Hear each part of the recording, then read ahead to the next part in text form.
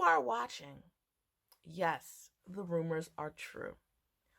New York dudes are trash. They are caca. They are terrible. They ain't ish. They're really not. Like, these dudes are just crazy, and they just like a different breed of dudes. If you know, you know. If you're from here, you know the energy that they be on. And they be on some sick, twisted stuff. Like, for real. And I think we need to send out the big guns because enough is enough.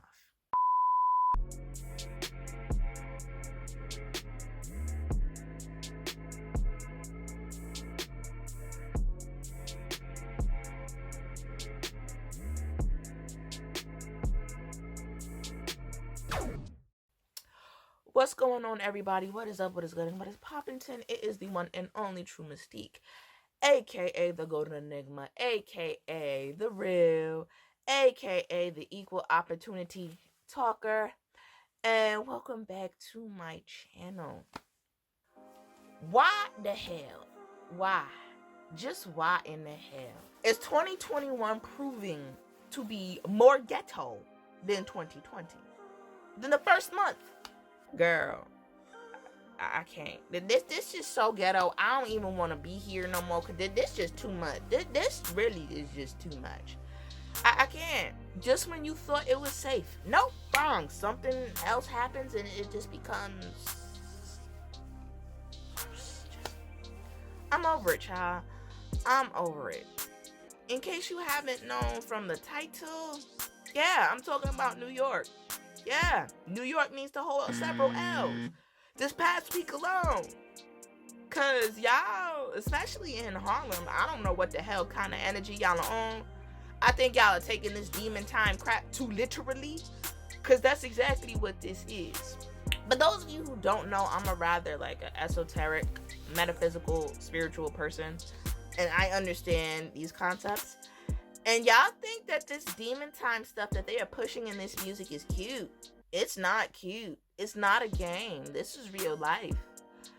I've always felt that New York just had this weird, just negative, gloomy energy surrounding it. And this is exactly what it is that I mean. Like, it's crazy, y'all. But unfortunately, I can't say that this is uncommon. It's all too common, and that's the sad part.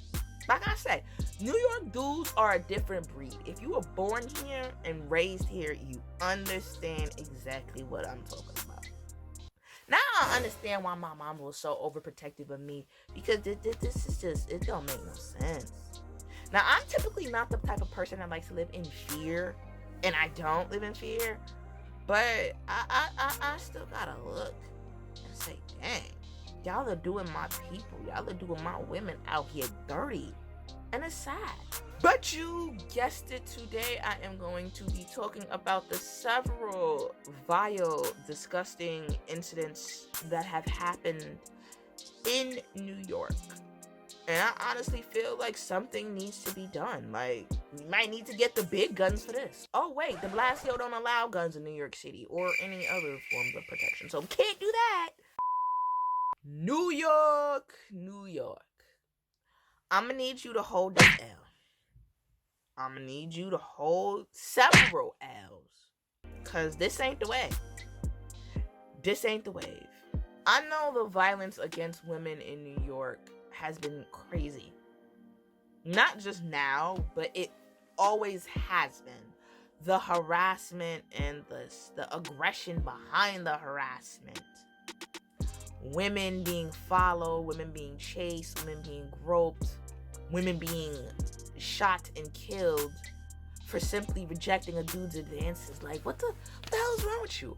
I don't know what it is about New York dudes that they feel entitled to a woman's time, body, personal space, and what have you, but it just ain't it. And it's not like you can tell these dudes to piss off without them, trying to attack you for it. It's like these dudes in New York is just mentally just unstable, and I'm just not with this shit. I'm not. I know from personal experience how bad the harassment can be. Like, you could be on your way home from work, had a long ass day, tired, irritated, annoyed from listening to Showtime at every damn stop, to only be harassed by an ashy ass dude that ain't got shit going on for himself. It's crazy. It's crazy. And it's not just coming home or going out in the streets. We can't even have fun in public without people effing it up. Like, every year on Labor Day, we have the Labor Day Parade. Labor Day Parade is New York's carnival. The party before carnival is called Juve. There's a reason why I have never in my 20-something years of life gone to New York's Labor Day Parade or Juve. Because these people don't know how to act. Bringing guns, shooting people, thinking that it is cute or funny, and it's not. People just want to have fun. People should be able to have fun and exercise themselves freely, but y'all messing it up. Y'all love messing it up for everybody. Remember a couple of years ago when a girl from Brooklyn, I believe her name was Tiarah Poyau, was shot and killed at Juve because a dude came up on her and wanted to dance on her, and she said no, she just did not feel like dancing. So this fool had the audacity to shoot her in the face and kill her. She was an honor student. She was an international student. Well, she traveled internationally. And it's like, you took a gem away from the world. For what? Because you're insecure? One of my mom's interns was also shot and killed at Juve. And he didn't have anything to do with anything. I guess it was a case of mistaken identity or whatever, and he was shot and killed. That's how they get down out here, and I'm just tired of it. I'm tired of New York for several reasons, but the violence, the unnecessary violence, and the aggression is definitely one of them. Like, there should be no reason that a woman, or especially a girl who is in high school, should just want to just walk to the bus stop, take a merry ass home, and have a dude in a black Denali talk to you from across the street, and then find it necessary to make a U-turn to follow you to the bus stop. Like, what was the reason? What was the reason? I had a reason. What was the reason? What was the reason? What's the reason? There should be no reason why I should be at Afropunk having a good time, and dudes come follow you. Dudes come find you, talk to you, see that you're not interested, and then proceed to ask for your number. To which I gave them, but then I immediately blocked them after that. That's why when dudes talk to me in the street, I don't give them my real name. When dudes talk to me in the streets, I give them a Google Voice number. When dudes talk to me in the streets, I'm not combative. I have conversations with them. Because I don't know the mental state of these dudes. I don't know if I just reject them, how they would react. They probably want to try to kill my ass. And it's like, bro, we should not have to be subjected to things like that from the men in our community. This generation is being raised to be super emotional, and they can't handle regulating their emotions well. So the first thing that they go to is violence. Whenever I go to a particular bank by my way, you always have one dude standing in front of the bank looking like he want to threaten people and looking like he want to rob people just because his ass don't want to get a legit job because his ass is lazy. Mind you, he doesn't look homeless now. He dressed better than me, got the newest shit on, he got the newest gear on, flyest clothes, standing outside the bank looking like he want to rob old ladies and really anybody that's in the bank, just threatening and menacing. It's like, dude, get a damn job. Like, I don't understand. If everybody else that go there could get a damn job, why can't you? Like, I don't get it. Or if you don't want a job, at least do something legal. Do something legal, but do something with yourself. Like I don't understand. And then there'd be a lot of dudes that be selling snacks in front of the grocery stores and in front of all these stores that look like they want to threaten to rob you if you don't give them money for their snacks. Like, dude, nobody wants your little crusty ass snacks. You look like you way too old to be in high school anyway. Cut it out. It's just like everybody just want to take the damn easy road out, the easy way out, And these dudes don't want to do nothing with their lives, and I'm tired of it. I'm making my business to intentionally stay away from certain areas, but even then it's not enough, because the main centralized areas to where all of the bus and train depots are, you're going to have unsavory characters. Does that sound a little bit stereotypical? Yes, but it is what it is. It is what it is. And it's even gotten so bad that even dudes that are not from the hood want to engage in hood rat behavior. I'm like, sir, your mama did not come and bring her ass to this country and work hard to put you up in this nice ass house in this nice ass neighborhood for you to revert to hood rat ways. Your mama didn't raise you like that, and I know your mama ain't raised you like that. Y'all need to cut it out, you damn fraud. It's like, these dudes, some of these dudes be coming from good homes, good parents, and still want to engage in hood rat behavior. I don't understand it. I don't get it. Like, what is the appeal? What? Like, it boggles my mind. But let's talk about the certain instances that have been made popular the past week.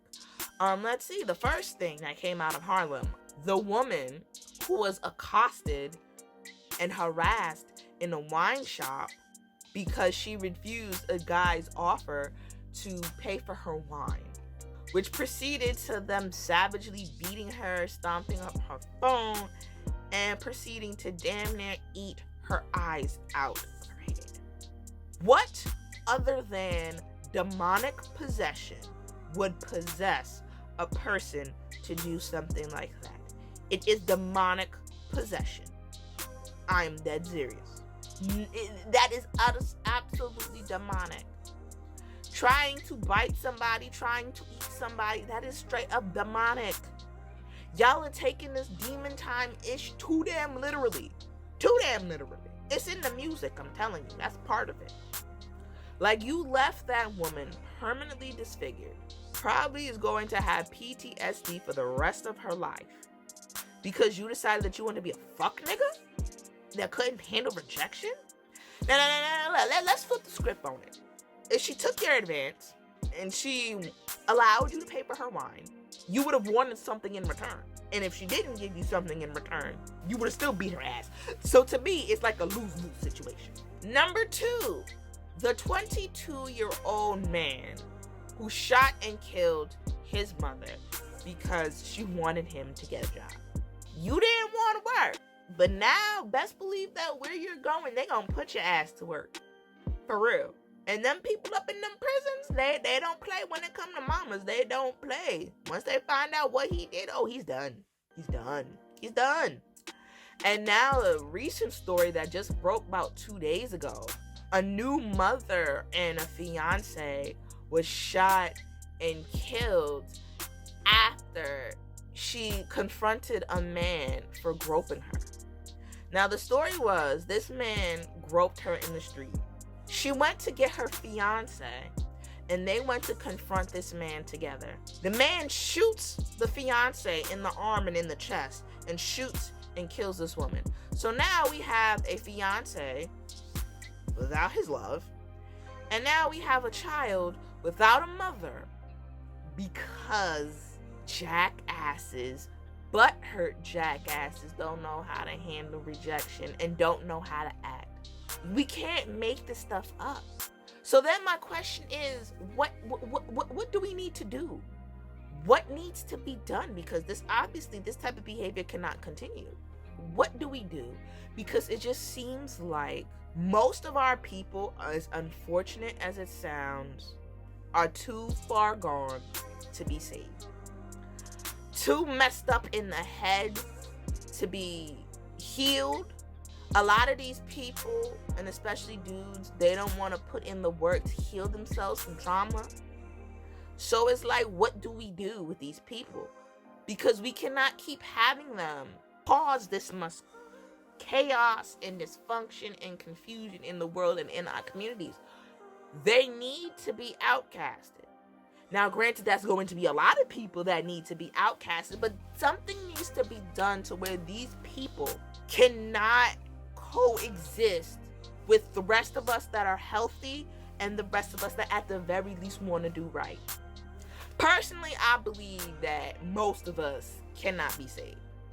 It's sad and as unfortunate as it is, and I love my people, and it is Black History Month, this curse that has been placed upon us has done a number on the vast majority of us. And I personally believe that 85% of us are not going to make it.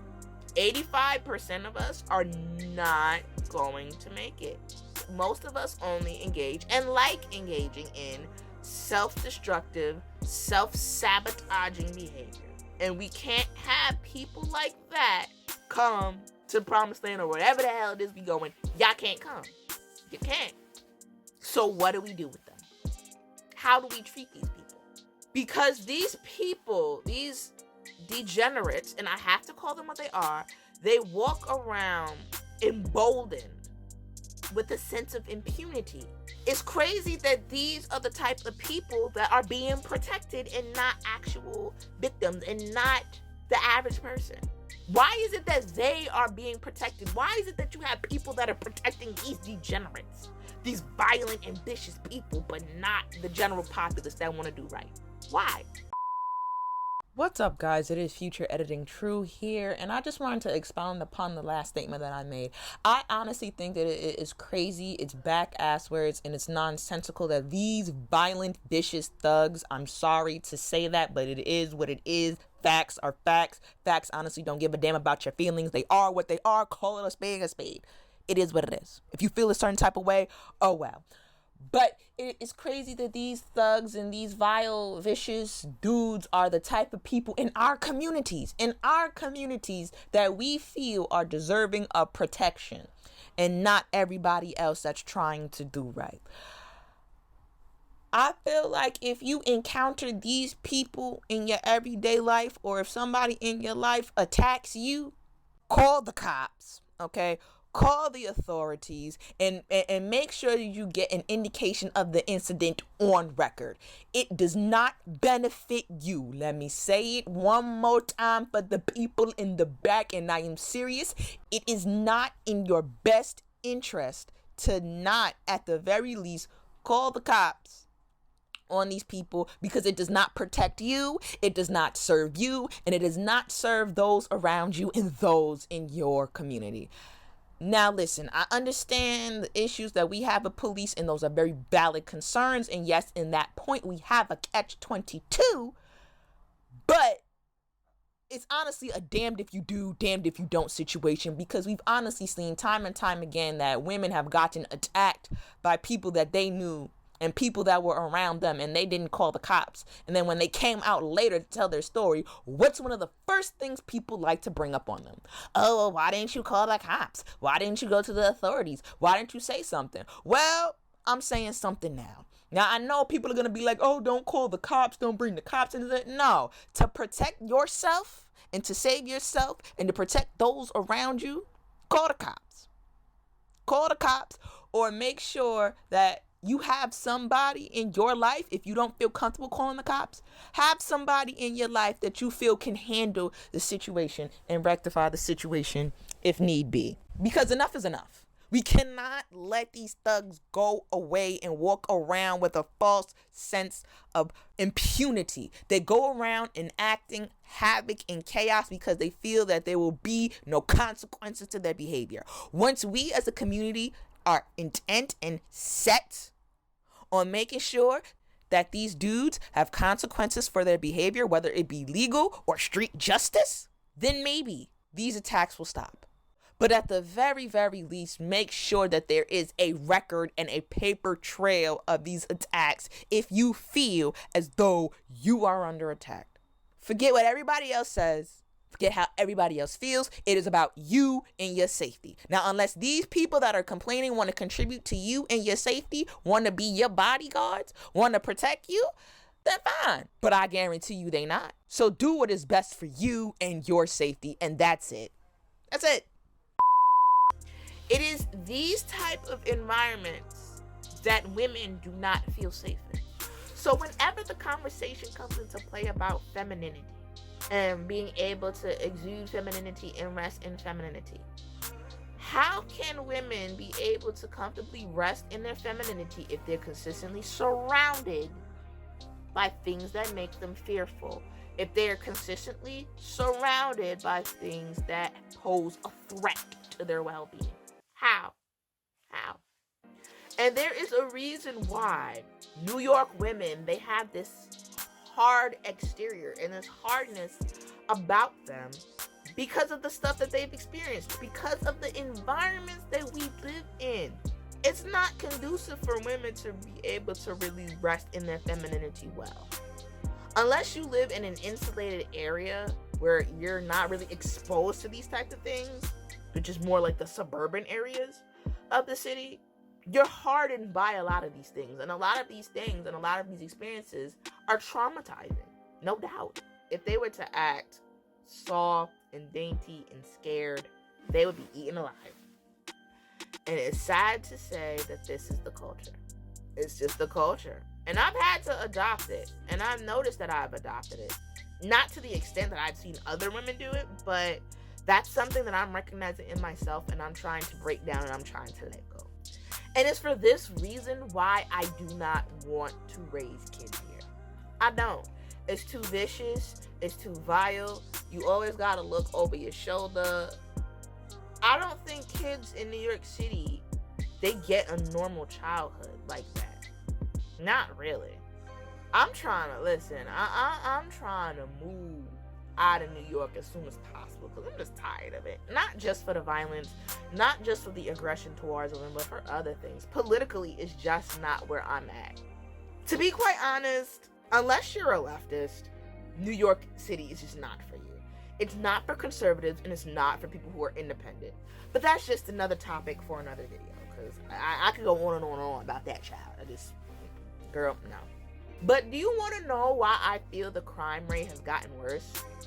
We definitely saw an uptick of random and violent crimes when de Blasio let all them people out of Rikers Island. After he let all them people out of Rikers Island, that is when you saw an uptick of violent crime. That is when you saw an uptick of random people getting stabbed on the street and stabbed in the subways. De Blasio, and I call him de Blasio for a reason because I personally feel like he fucked up New York City. Just my opinion. He let all them people out of jail. And no wonder why these things are happening. And that's why everybody moving out. And I recommend that if you can afford it, especially to my ladies, if you can afford to move out of New York, move out as soon as possible, because I honestly feel like it's going to get worse. The economy is tanking, the violence is increasing, things are getting more and more expensive, so I recommend that you leave. It's just not safe, and it's just not good. It's crazy because cities that have so much potential have really shitty leadership, and that's why these cities keep going down. It's because of leadership.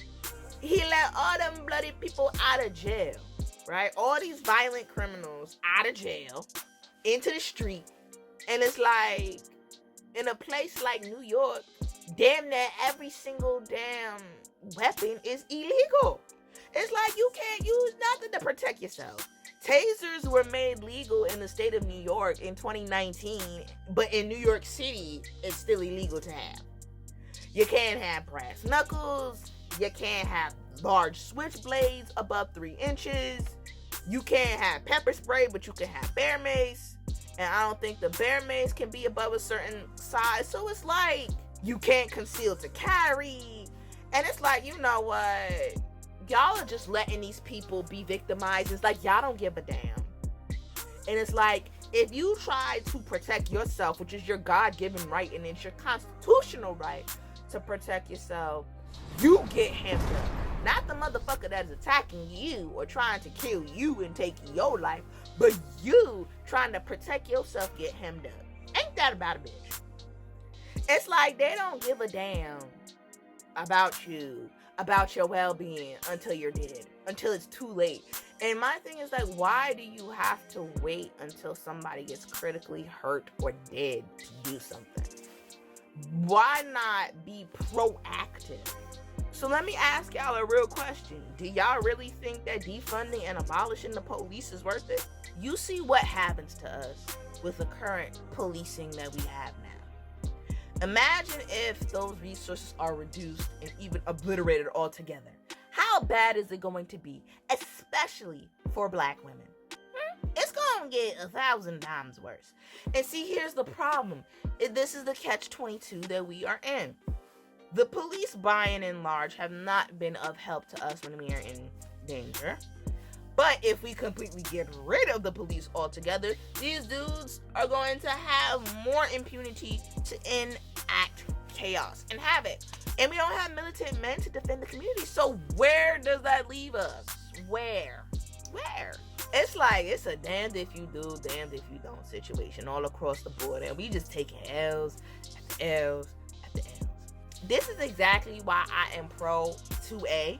And as soon as I move out of New York City and into a place where you can get a CCW, I am going for that CCW. I already told my friend, okay, that we are making a date to go to the gun range because I'm dead serious and it is getting serious. It's that serious because I do intend on purchasing a firearm. I do. And ladies, I recommend that if you live in a place where you can purchase firearms, do that. Because it's getting real out here.